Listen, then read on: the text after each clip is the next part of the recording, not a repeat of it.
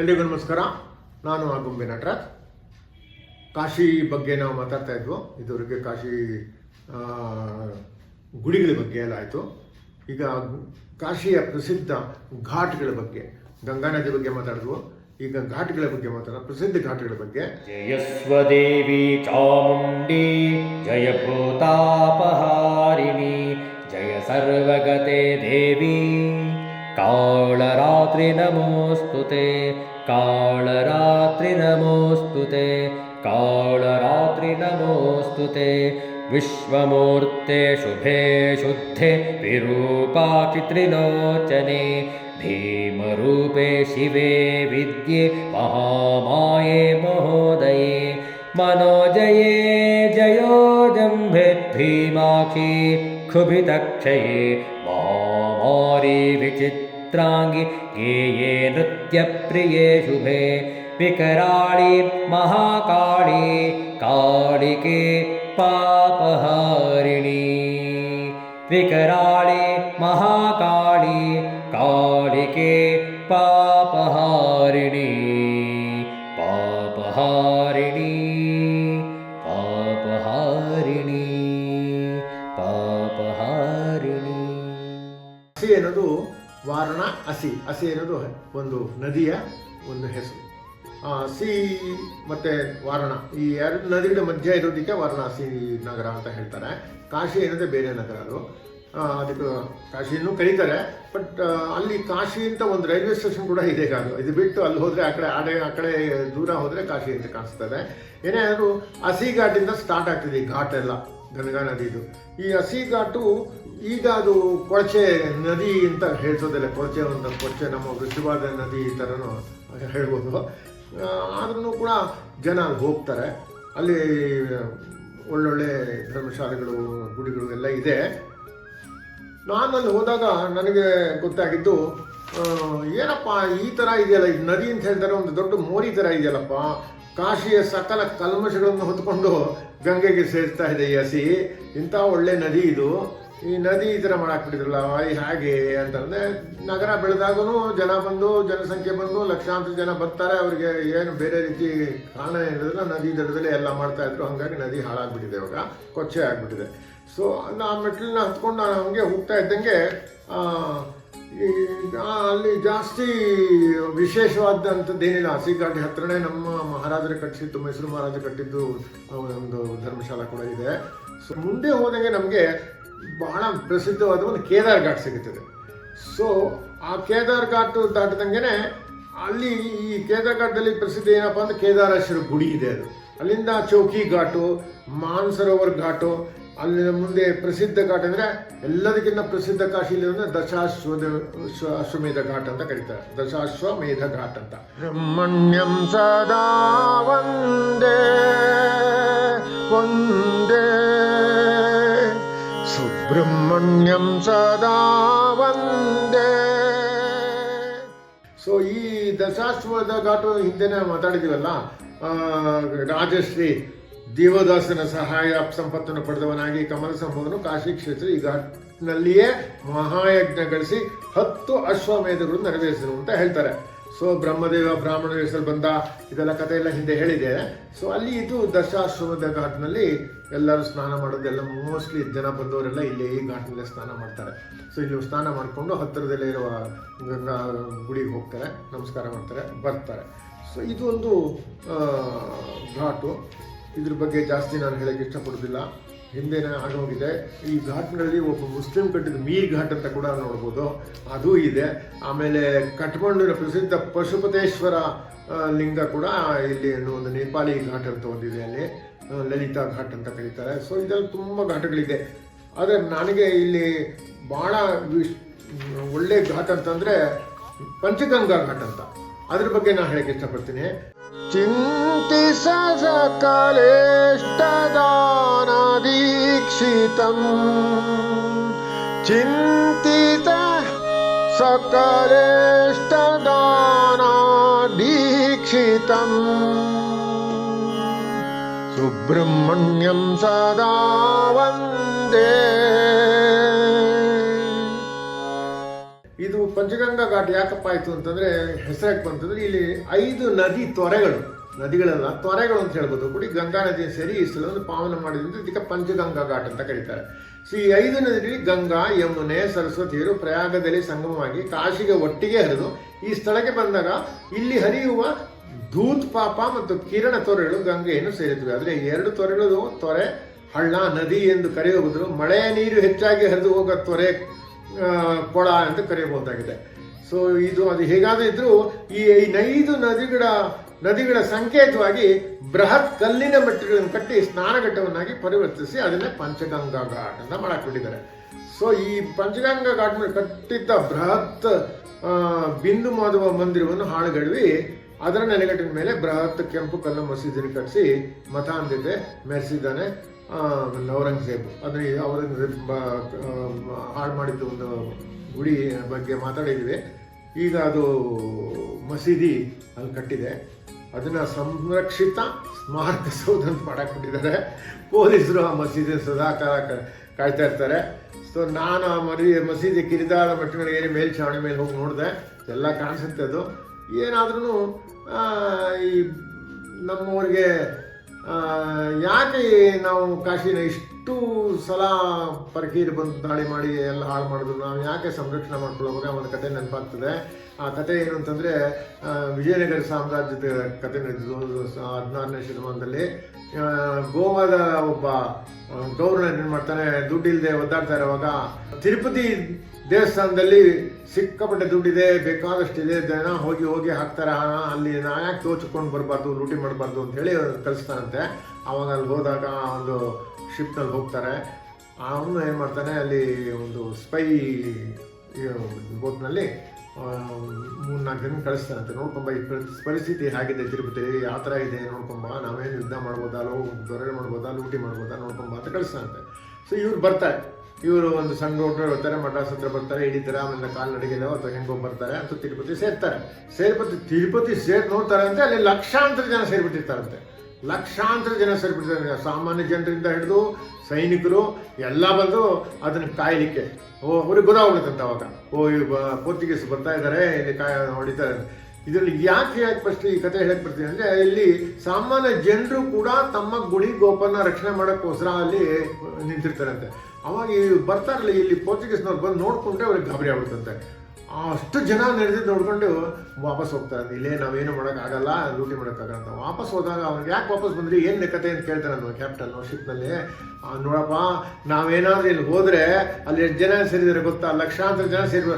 ಅವರು ಕೆಳಗಡೆ ಇರೋ ಮಣ್ಣನ್ನು ತೆಗೆದು ಒಬ್ಬೊಬ್ಬನೊಂದು ಹಿಡಿ ಮಣ್ಣು ತೆಗೆದು ನಮ್ಮ ಮೇಲೆ ಎರ್ಸಿದ್ರೆ ನಾವು ಊತಾಗ್ಬಿಡ್ತೀವಿ. ಸೊ ನಮ್ಮ ಕೈಯಲ್ಲಿ ಅವ್ರನ್ನ ಸೋಲ್ಸೋಕ್ಕಾಗಲ್ಲ, ನಾವೇನು ಮಾಡೋಕ್ಕಾಗಲ್ಲಪ್ಪ, ವಾಪಸ್ ಹೋಗೋಣ ಅಂತ ಹೇಳ್ಬಿಟ್ಟು ಹೋಗ್ತಾರಂತೆ. ಇದು ಒಂದು ಸಂಕೇತ, ಇದೊಂದು ಬೇಕು ಅಂತ ಕತೆ ಹೇಳ್ತೇನೆ. ಯಾಕೆಂದರೆ ನಮ್ಮಲ್ಲಿ ಯೂನಿಟಿ ಇಲ್ಲದೇನೆ, ಐಕ್ಯತೆ ಇಲ್ಲದೇನೆ ನಾವು ಕುಕ್ಕಲರಾಗಿ ನಾವು ಯಾವುದು ಅವನನ್ನು ಮಣ್ಣು ಹಿಡ್ಕೊಂಡು ನಾವು ಎದುರಿಸಿದ್ರು ಸಾಕಾಗಿರೋದು. ಕಾಶಿ ನಾವು ಉಳಿಸ್ಕೊಳಕ್ಕಾಗಲ್ಲ. 100 ಜನ ಬಂದರು, ಎಲ್ಲ ಲೂಟಿ ಮಾಡ್ಕೊಂಡು ಹೋದ್ರು. ಯಾರು ನಾವು ಸಾಮಾನ್ಯ ಜನರು ಯಾರು ಹೋಗಿ ಅದನ್ನು ನಾವು ರಕ್ಷಣೆ ಮಾಡೋಕ್ಕೆ ಯಾರು ಹೋಗಲಿಲ್ಲ. ಯಾಕಂದರೆ ಮೊದಲಿಂದಲೂ ಈಗಲೂ ಅದೇ ಇದೆ. ಇದು ನನ್ನ ಕೆಲಸ ಅಲ್ಲ, ಅದು ರಕ್ಷಣೆ ಮಾಡೋದು ಪೊಲೀಸು ಅಥವಾ ಮಿಲಿಟ್ರಿ ಇದೆ ಅಥವಾ ಇನ್ನೊಬ್ಬ ಇದ್ದಾನೆ ಅಂದರೆ ಅದಕ್ಕೆ ಒಂದು ಜಾತಿ ಇದೆ, ಅವರು ಮಾಡಬೇಕಷ್ಟೆ.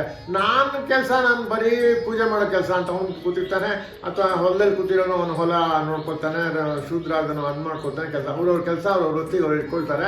ಅದು ದೇಶ ರಕ್ಷಣೆ, ನಮ್ಮ ಗುಡಿ ರಕ್ಷಣೆ ಅಥವಾ ನಮ್ಮ ರಕ್ಷಣೆ ಮಾಡ್ಕೋಬೇಕಂದ್ರೆ ನಾವು ಕತ್ತಿ ಹಿಡಿಬೇಕು, ನಾವು ಹೋರಾಡಬೇಕು, ನಮ್ಮ ಭಾವ ಇವತ್ತಿಗೂ ಇಲ್ಲ ಅದು. ಬಟ್ ಈ ಕತೆ ಒಂದು ಮಾತ್ರ ಅದ್ಭುತವಾದ ಕತೆ, ತಿರುಪತಿಯಲ್ಲಿ ನಡೆದಿದ್ದು. ಅದು ಎಲ್ಲೂ ಬಂದಿಲ್ಲ, ಅದು ಕತೆ ನಮ್ಮ ಟೆಕ್ಸ್ಟ್ ಬುಕ್ಕಲ್ಲೂ ಬಂದಿಲ್ಲ. ನಾನು ಯಾವುದೋ ಒಂದು ಪುಸ್ತಕದಲ್ಲಿ ಓದಿದ್ದೆ ಅಂತ ಹೇಳಕ್ಕೆ ಇಷ್ಟಪಡ್ತೀನಿ.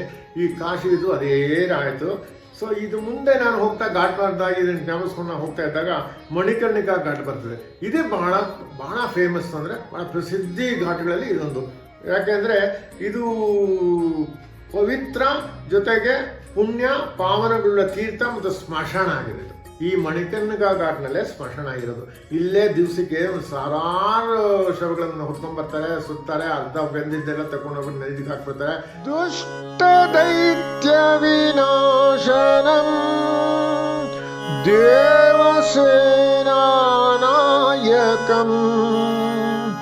ದೀನರಕ್ಷಣ ತತ್ವರಂ ದಯಾಪಾರವಾರಂ.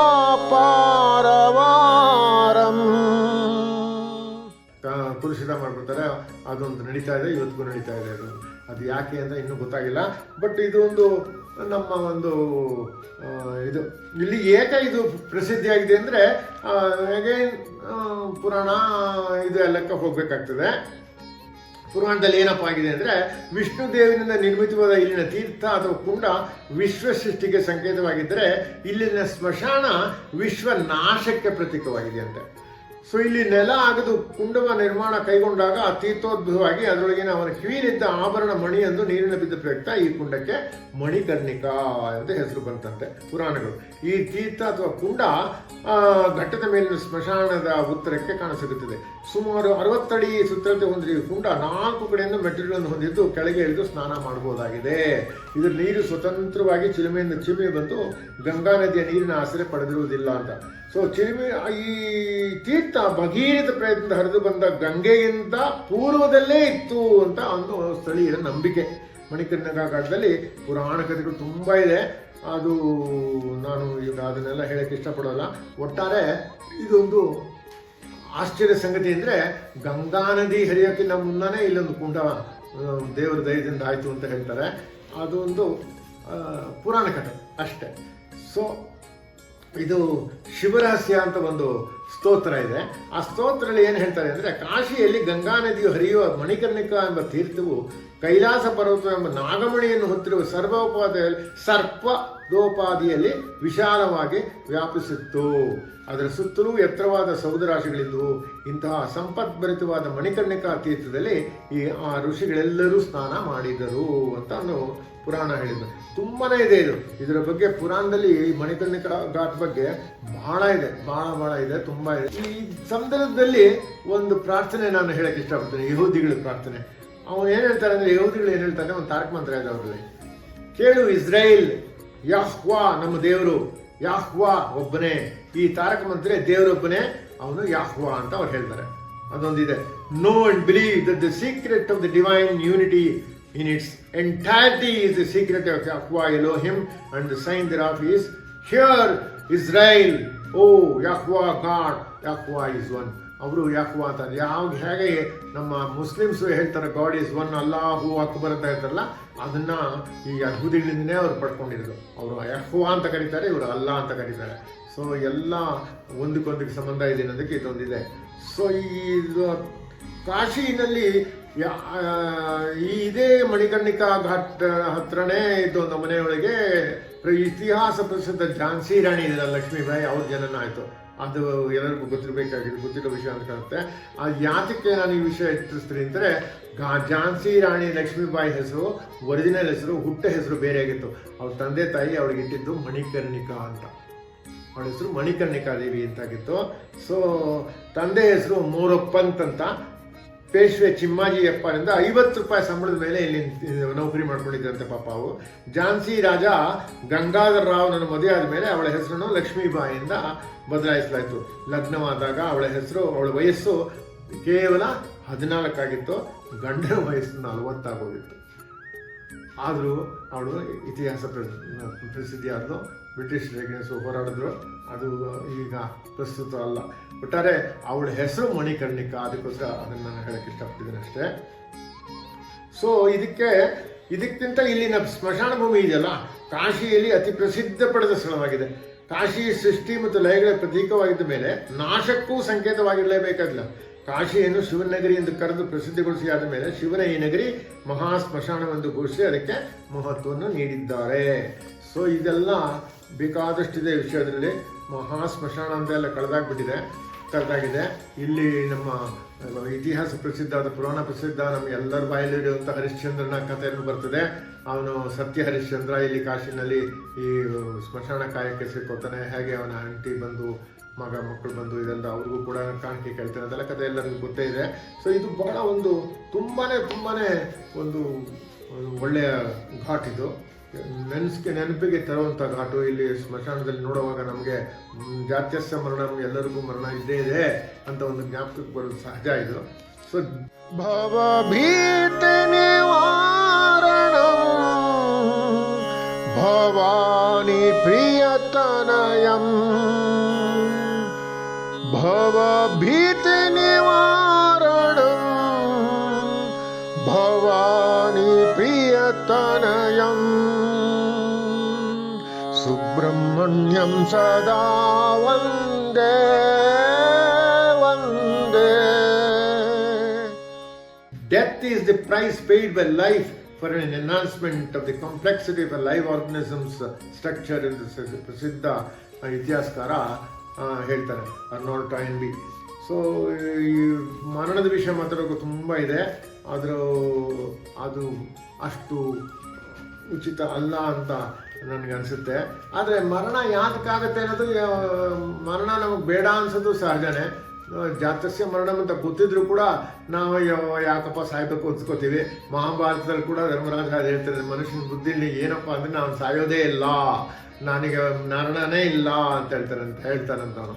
ಸೊ ಕೊನೆಯಲ್ಲಿ ಅದು ಬರ್ತದೆ, ಅದು ನಿಜ, ಅದು ಎಲ್ಲರ ಮನಸ್ಸಲ್ಲೂ ಇರ್ತದೆ. ನಾನು ಯಾಕೆ ಸಾಯಬೇಕು, ಹುಟ್ಟಿದ ಮೇಲೆ ಸಾಯಬೇಕು ಅಂತ ಗೊತ್ತಿದ್ರು ಕೂಡ ನಾನು ಸಾಯೋದು ಅಂತ ಹೆದರ್ತೀವಿ. ಭಯ, ಸಾಯಕ್ಕೆ ತುಂಬ ಭಯ ಪಡ್ತೀವಿ ನಾವು. ಸೊ ಇದು ರಿಯಲಿ ಒಂದು ವಿಚಿತ್ರವಾದ ಮನುಷ್ಯನ ಬುದ್ಧಿ ಅಂತ ಹೇಳ್ಬೋದು.